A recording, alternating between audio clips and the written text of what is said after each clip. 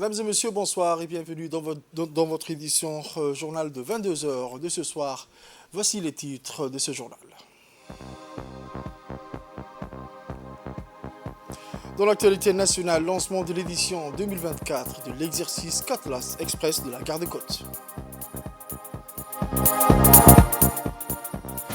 Aux nouvelles mondiales, à Gaza, 25 personnes tuées par les frappes israéliennes.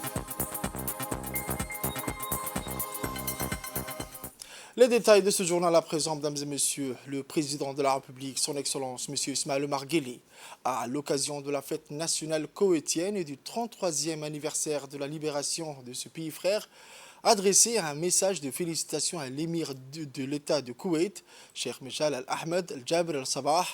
Dans ce télégramme, le chef de l'État a formé des vœux de succès et de réussite à l'émir de Koweït, et ce, davantage de progrès, de développement et de prospérité au peuple koweïtien.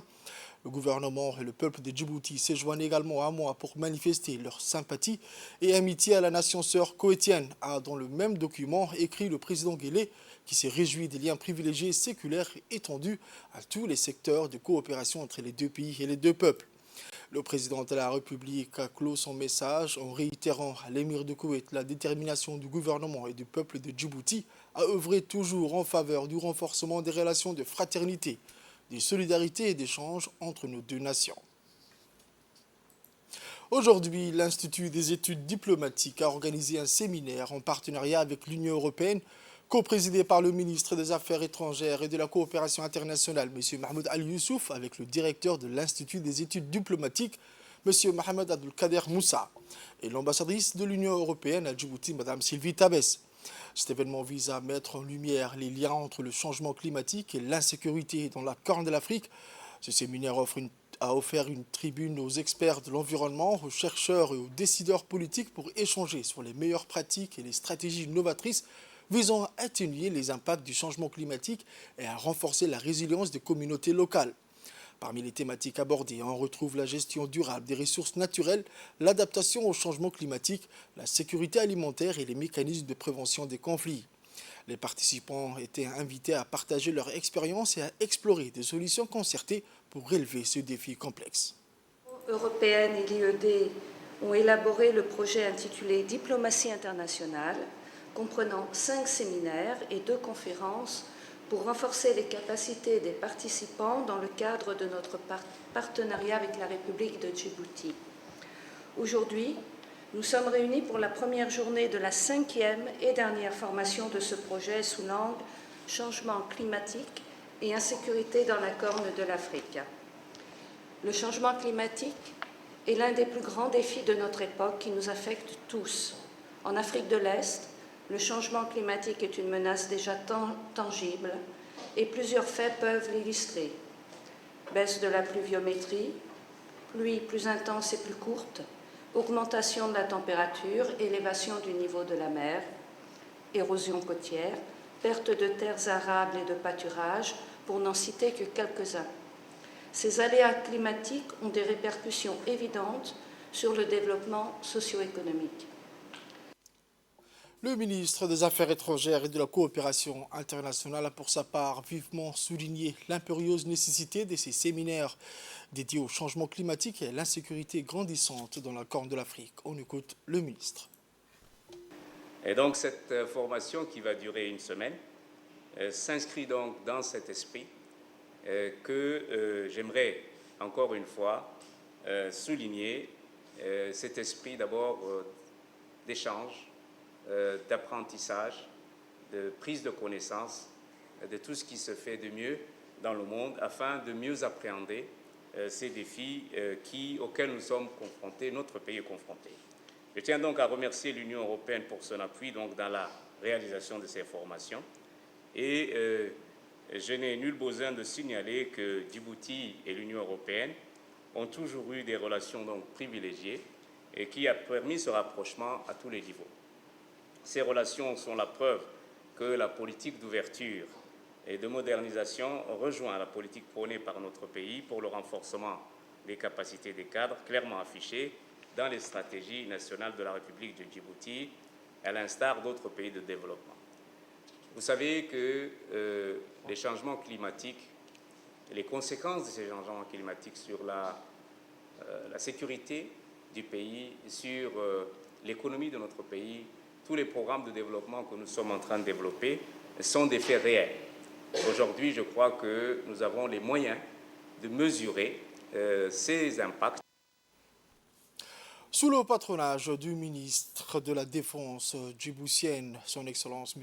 Hassan Omar Burhan, le centre d'instruction navale de la garde-côte djiboutienne a accueilli à l'aube de cette journée du 25 février 2024 la cérémonie de lancement de l'édition 2024 de l'exercice Cutlass Express. Une cérémonie haute en couleur en faveur de l'exercice international en matière de sauvegarde des mers.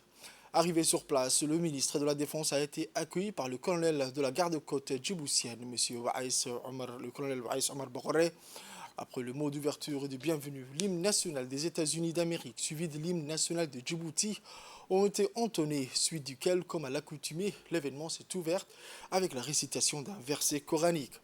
Ensuite, place au discours des officiels qui se sont succédés au micro pour parler, entre autres, de l'objectif de Cutlass Express, de son importance capitale dans la promotion de la stabilité régionale et la sauvegarde des mers.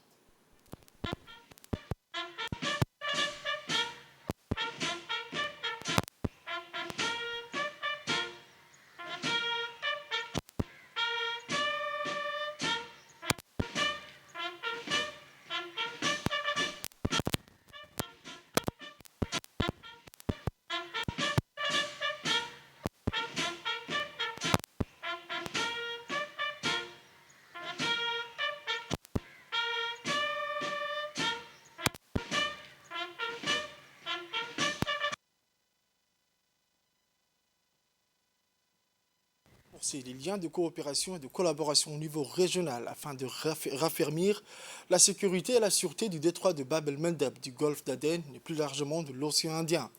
Ont participé à cette cérémonie, outre le colonel Waïs Omar Boghoré, le chargé d'affaires des États-Unis d'Amérique à Djibouti, le général de corps armés, le général Zakaria Cheikh Ibrahim, le colonel de la police nationale, Abdurrahman Ali Kahin.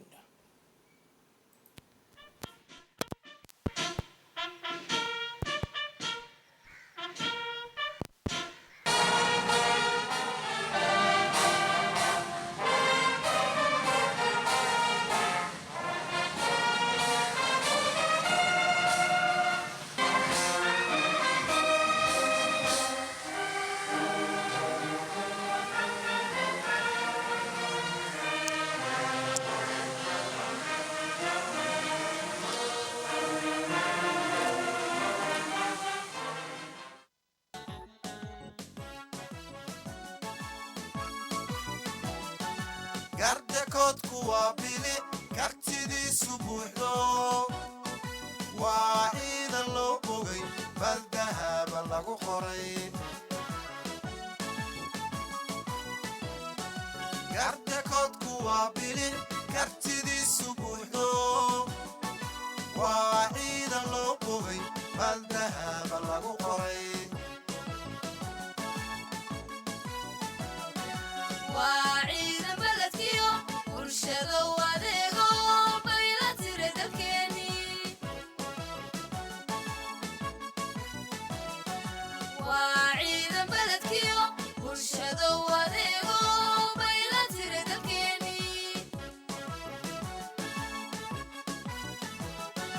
beesha caalamkiyo baaqii ogaashaa midhihii ka beermen ku badhaadhna weeyaan beesha caalamkiyo baaqii ogaashaa midhihii ka beermen ku badhaadhna weeyaan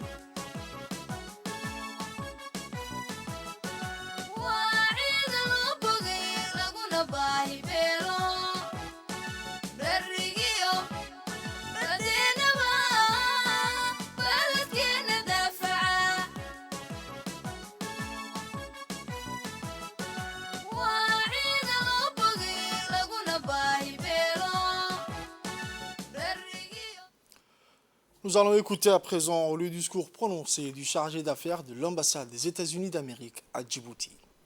Leadership et la diversité. l'organisation de l'exercice Cutlass Express, encore une fois, témoigne du leadership de Djibouti dans la région et ailleurs. Cette spectaculaire installation est idéale pour débuter l'exercice. Je voudrais tout d'abord remercier sincèrement la marine et la garde-côte djiboutiens pour leur leadership dans la lutte contre la criminalité maritime sous toutes ses formes et pour leur soutien indéfectible à la sécurité régionale et à des initiatives telles que celle-ci. Avec la participation de 7 nations cette année, Djibouti, les Comores, Madagascar, le Sénégal, les Seychelles, la Somalie et les États-Unis, nous disposons d'une diversité d'expertise exceptionnelle. Nous avons besoin de cette expertise pour mener à bien notre mission commune. Chaque pays participant apporte une perspective, un ensemble de compétences et de ressources uniques. Cette diversité enrichit nos efforts collectifs et renforce notre détermination collective à sauvegarder les mers pour cette génération et celle du futur.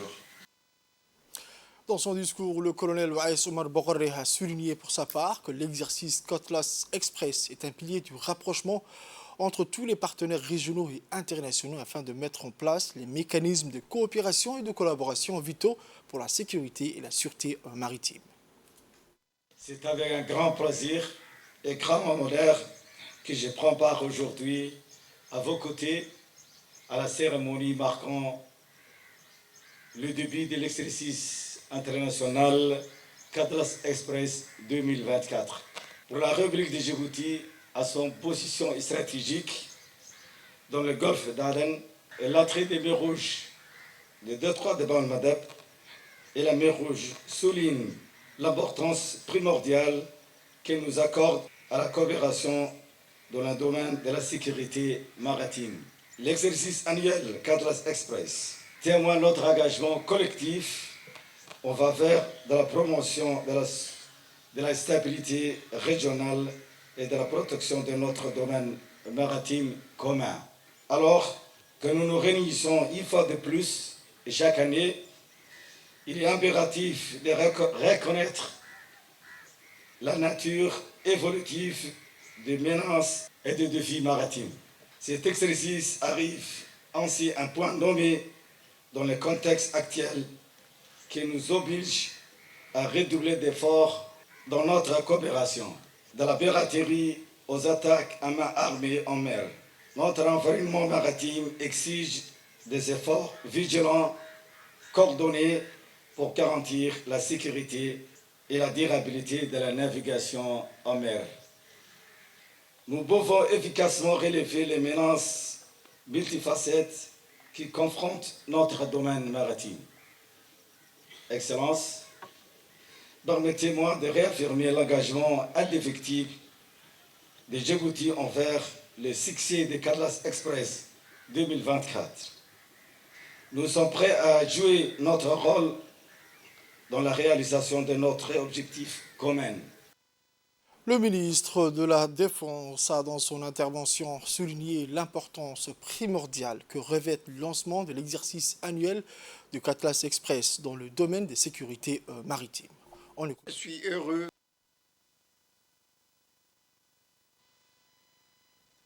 d'être parmi vous aujourd'hui et de pouvoir ainsi contribuer et saluer une excellente initiative de l'exercice Cutlass Express 2024. Un événement d'une importance capitale, cruciale et symbole de coopération internationale et d'engagement collectif en faveur de la défense maritime. En cette occasion solennelle, je tiens en premier à exprimer ma gratitude envers les États-Unis d'Amérique, partenaires fidèles et dévoués dont l'engagement financier et organisationnel a rendu possible cette manifestation d'excellence et de coopération internationale. Mesdames et messieurs, Djibouti, terre d'échange et de rencontres, se trouve au carrefour des enjeux maritimes majeurs. Ainsi, l'organisation de l'exercice Cultas Express 2024 rêve une signification particulière, symbolisant l'impérieuse nécessité de sécuriser nos voies maritimes communes. Comme nous le savons tous, la sécurité maritime constitue un impératif absolu dans un monde en perpétuelle mutation et les défis qui se dressent devant nous sont nombreux et complexes. Piraterie, trafic illicite, terrorisme maritime, autant de menaces qui requièrent une réponse collective et résolue. Un rafraîchissement avec l'animation de la troupe musicale ont clôturé cet événement. Outre la République de Djibouti et les États-Unis d'Amérique, de nombreux pays ont participé à cet événement d'envergure, à savoir la Somalie, le Sénégal, les Comores, Madagascar, le Seychelles et le Kenya. Rappelons que les pays participants vont, durant cet exercice, mettre en pratique les moyens adaptés pour le partage d'informations, la communication et l'interopérabilité.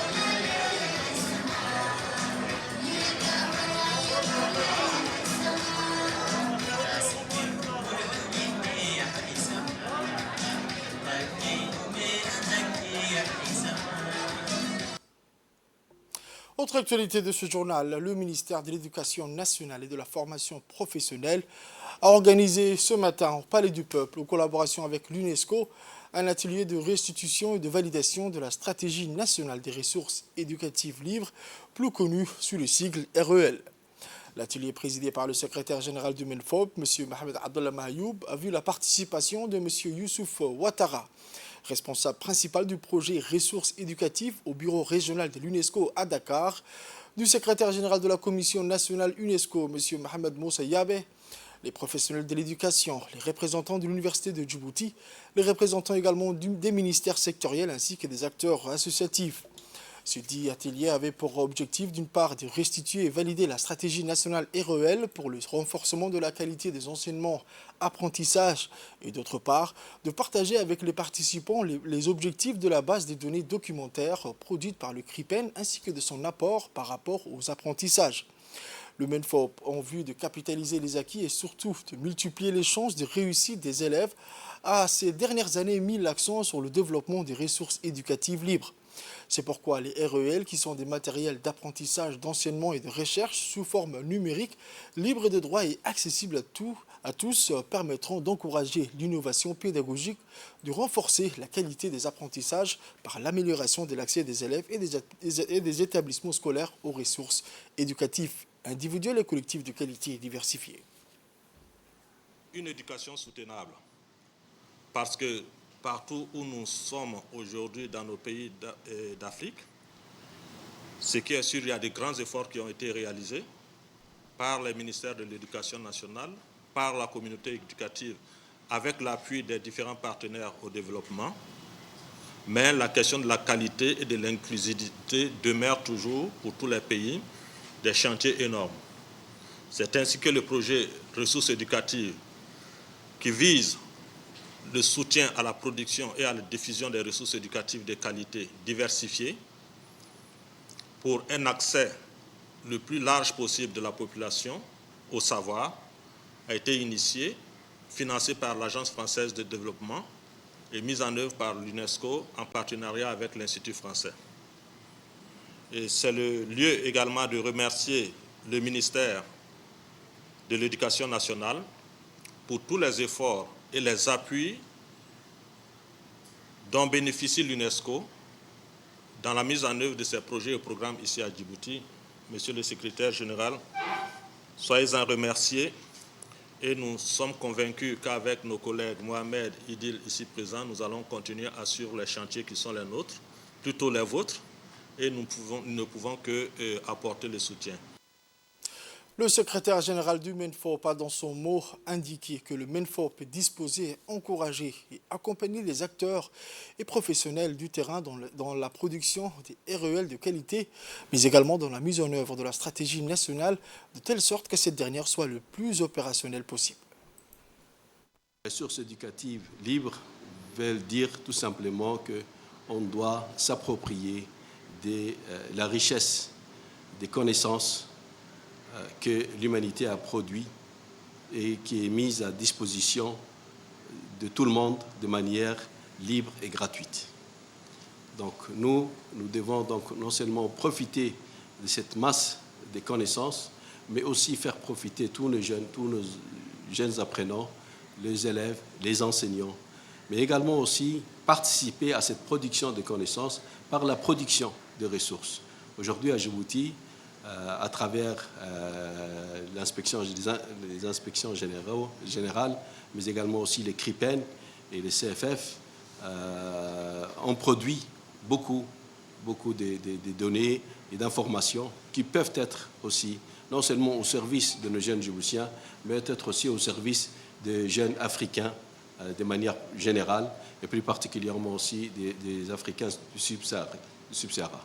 Donc nous sommes ensemble et nous devons profiter de ces ressources éducatives libres. Nous avons donc souhaité cadrer cet usage des REL et de lui donner une importance particulière, mais aussi pour pouvoir rentabiliser et maximiser et optimiser l'utilisation de ces ressources, mais également aussi la production de ces ressources. Autre nouvelle de ce soir, l'Institut national de l'administration publique a organisé ce matin également, du 25 février 2024, une formation dans le cadre du projet de développement des compétences pour l'emploi à Djibouti, financé par la Banque mondiale au sein de son quartier général. L'objectif de cette formation était la bonne gouvernance et d'améliorer le cadre de l'administration publique. Une formation portée sur l'accueil, orientation et intégration, gestion prévisionnelle des emplois et compétences pour la première corps du secteur public. Cette formation a été dirigée par la directrice de formation et le directeur général de l'INAP, M. Sharmarke Idriss.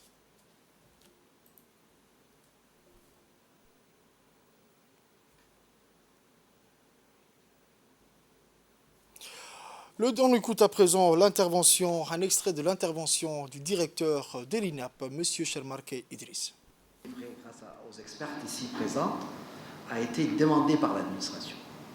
Une enquête a été menée auprès des différents responsables des ressources humaines, mais également de la planification.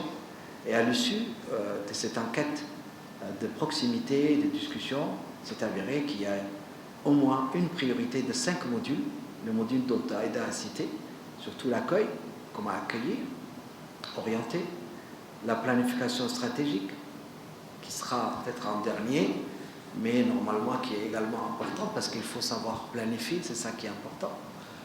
Mais également communiquer. Et comment communiquer? Cet art de communication, vous aurez avec Mme Djemal, qui le maîtrise aisément, donc elle a travaillé avec nous. En fait, il y a eu une préparation également avec les experts, avec Mme Nimro également, au préalable, pour déterminer des modules spécifiques en fonction des besoins de l'administration.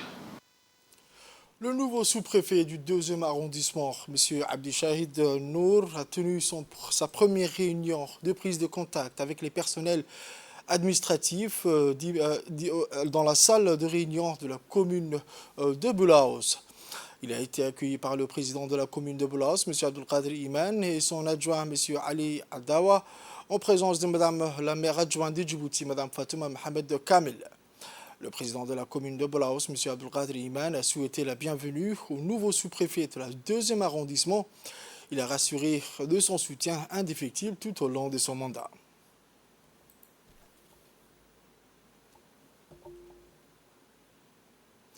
Devant nos micros, le nouveau sous-préfet du 2e arrondissement, M.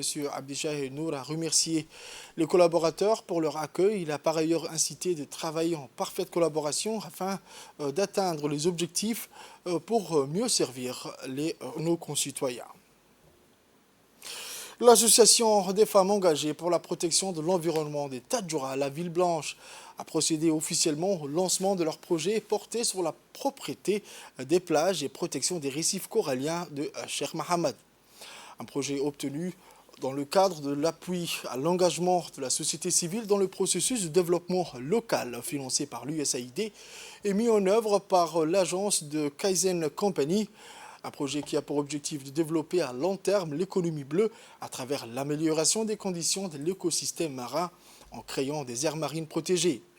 Cette cérémonie a vu la participation des autorités locales, les chefs coutumiers, les représentants des associations de la région et une forte présence des membres de cette même association, présidée par Mme Medina Salah Deberkala.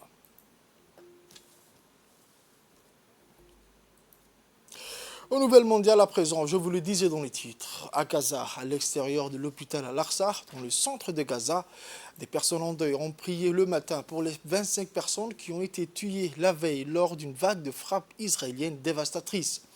Une mère a pris dans ses bras son bébé, tué lors de cette attaque. Le corps des 25 victimes ont été emmenés pour être enterrés après la prière funéraire. Les proches des victimes se sont alignés derrière le corps enveloppé dans des draps blancs. Les bombardements israéliens sur Gaza ont fait plus de 29 000 morts depuis le début de la guerre. Selon le ministère de la Santé de Gaza, environ 2 tiers des personnes tuées sont des femmes et des enfants. Plus de 69 000 Palestiniens ont été blessés, submergeant les hôpitaux du territoire, dont moins de la moitié fonctionnent. Le système de santé à Gaza s'est pratiquement effondré. Les soins intensifs et les bâtiments de l'hôpital Al-Aqsa ont été touchés par des tirs et un ordre d'évacuation a été envoyé par l'armée israélienne pour tous les secteurs. C'est tout pour ce soir, mesdames et messieurs. Merci à vous d'avoir suivi notre journal de 22h. Restez avec nous pour la suite du programme sur Télé Djibouti.